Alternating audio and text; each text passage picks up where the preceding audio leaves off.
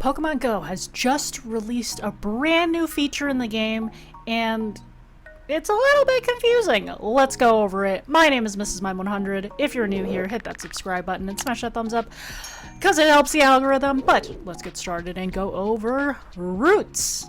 Okay, so fun fact, I was actually invited to the beta for routes? How do you pronounce it? I don't know. And I never did it ever at all because I did not see a purpose of it, and I felt like as an individual, if I was putting down a route, I thought like people might just like follow me, and that is a little bit sus and feels unsafe. I didn't do it, but for the sake of this video and the fact that now it is dropped for everybody, I'm going to show you how to make a route and then like where the buttons lie to follow a route. Earlier this evening, I decided to go out and take advantage of the fact that I have the create a route button and went ahead and created a route. So I'm going to play you the footage. It is muted, but you can see here that if you go to your like nearby button and you toggle over, you'll see a new section that's called routes, and that's where the button exists to create a route but also follow a route. But I had the create a route button, so I'm standing at this Pokestop here and I'm labeling that as my start point, and then you have to select an endpoint, which I didn't know how far these places are, so I kind of just arbitrarily selected like that Pokestop, and then we started walking there. And I'm going to fast forward me walking there because nothing interesting happened, and literally nothing interesting happened. So I get to this Pokestop and I realize I'm waiting to cross the street, and now I'm crossing the street. So the current route length that I've created is 0.3 kilometers, but the minimum to create a route is 0.5. So that's when I realized that my endpoint that I selected is not far enough away. So I decided to select a different Pokestop that's further into this park here. So that's where, oops, I should back that up a little bit. Whoop. Okay, so yeah, you can select a new endpoint, and then you can resume the route, basically, so it doesn't like restart it for you entirely. That would have been annoying. Okay, so I'm walking, I'm catching Pokemon along the way. So I'm walking along and, you know, I'm catching Pokemon while doing the route. So I get to the stop again, I spin it, and you'll see in a second, yes, you'll see here, again, it like does not meet the requirement of lengthwise, and I'm short by like 30 meters, so I'm like, okay, I don't have to go that far. So I select another stop that's like in this park, just to get a little bit more distance. And I decide to, I'm gonna click the little pencil down here at the bottom. That's, yeah, there we go. And it says choose a new endpoint. So that's what I selected. And I picked the gym that's right there, because it's a little bit further away. And I'm gonna go a little bit toggling. Yep, Doduo. Oh, and you see as I'm catching the Doduo, the pop-up appears that says I've reached the endpoint, and if I want to end it already. But for me, I'm like, oh, well, I'm in the middle of catching a Pokemon, so I might as well finish catching the Pokemon first, and then, you know, close out the route. But I didn't catch on the first ball, so I ran away from it.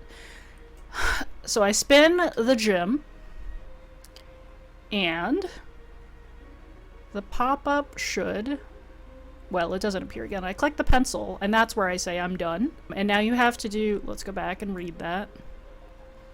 Yep, I'm done. And then you get this pop-up, kind of like when you submit Pokestops, if you've ever submitted Pokestops for review. You add route information, so, oh, that's interesting. Look at this little Easter egg right here. That's the San Francisco, like that giant bow and arrow that's right in the water. Anyway. Can you name these other landmarks that they've sort of hinted at here? I can't quite figure them out, but let me know. Okay, so you have to like name the route and then describe it. So it says here it might take a few minutes to write a description. Doing so will help the approval process. Don't worry, your progress will be saved if you exit, which is great. And you could always write it later, so if you save the route and like want to write it when you're at home, you could totally do that. But you name the route. You gotta give it a unique title. Gotta check off whether this route can be followed in reverse. That's pretty good. I think that's pretty neat if people don't want to follow the direct way that you go, but they can follow the other way that you go. And then it asks, do you want to show your trainer nickname in the route description? It'll be visible to other trainers. So this is the part that I'm like, oh, interesting. Like, maybe for safety reasons or, you know, doxing reasons, you don't want to share your name on the route, right? Because then people, like, know who's going up and down this route, like, all the time, right? That's kind of awkward. So anyway, we'll keep playing the footage here. I name it the name of the subway stop to the name of the park is basically what I name it. And I do say you can do it in reverse, because if you want to, you can. And then the little description here. See, I read up a little brief description. I don't know whether this is going to get accepted or not. As of this moment, which, you know, is several hours later, it has not been accepted yet. I think it's still under review. I believe there are a lot of routes still under review. I don't know any of that have been approved yet. I also don't know who's, like, approving these, to be honest. So who knows? This is the first time this is happening, so I guess we'll get a taste of it. But anyway, here we go. From the last stop of the one train, 242 Van Cortlandt Park, to its namesake, Van Cortlandt Park, now a historical estate, open to the public. And then you can tag it, which is optional. And it's totally fine. You go to the next one, and then you do a badge creation. So, like, you select the photos from, like, the nearby Pokestops from where you started and where you ended. And then you also select the color of the badge, which, for me, I'm like, oh, that's cool. You get a little bit of flair there. I don't know what the meanings are or anything, but I picked purple, obviously, because purple is my favorite color. And I picked a picture of the museum house because I thought it was cool. And yeah, that's what the badge looks like. And I guess there are different badges if you follow the route. Like, you can get gold, silver, bronze, platinum, or whatever. Also fix the spelling before I submitted. I am a little bit tedious like that. Next, next, next. And then I hit submit. And there it is. Your route was successfully submitted to review. You can see the status of the submission via the route section of your trainer profile at any time. So if you go into, like, your actual profile, like where all your medals and stuff are, like that page, there's a section for routes, and you can see, like, ones that have been accepted, or ones you've submitted, or even ones that have been rejected. Those are in there too. As of right now, there's nothing in there other than this one that I've submitted for review. So and then you hit OK, and then you're kind of done, and that's the end of routes. I'll be very curious to see how long it actually takes to review these and how many get accepted. Create some interesting routes. Maybe there's some local routes in your park that are, like, good for raiding, maybe like a raid train route. I'm actually potentially thinking about hosting a raid train during NYC GO Fest on Sunday.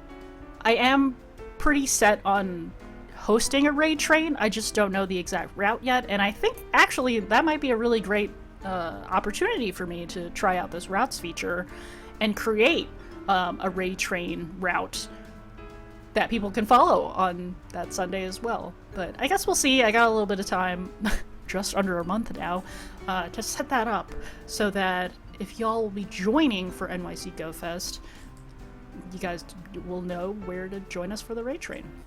Speaking of NYC GO Fest, we got lots more videos to come about tips and where to play and all the things for NYC GO Fest, so you're best prepared to have a great time that weekend. But in the meantime, I did want to share this very exciting news that we just dropped today. If you're coming to NYC GO Fest, I am going to be part of this amazing meetup with my friends Landor Alpha, Jesse, Rachel, and True Inferno. Be sure to join us on Saturday at 7 p.m. This is going to be after the GO Fest play ends for the day. We are meeting at a public plaza that is a block away from where the ferry terminal is near 34th Street in Manhattan. So be sure to join us. We will be there. Come say hi. We can take pictures. I've got a whole ton of stickers to give out too, so be sure to come and say hi, and I will be sure to give you a sticker. But yeah, it should be a great time, and you know, I can't wait to come see my friends again, and all of you out there. It's going to be a great weekend. So Thank you so much again for watching. If you found this video helpful, be sure to hit the thumbs up and hit the subscribe button as well to see more content that I drop all the time. And appreciate y'all stopping by. Be good, and we'll see you all next time. Bye!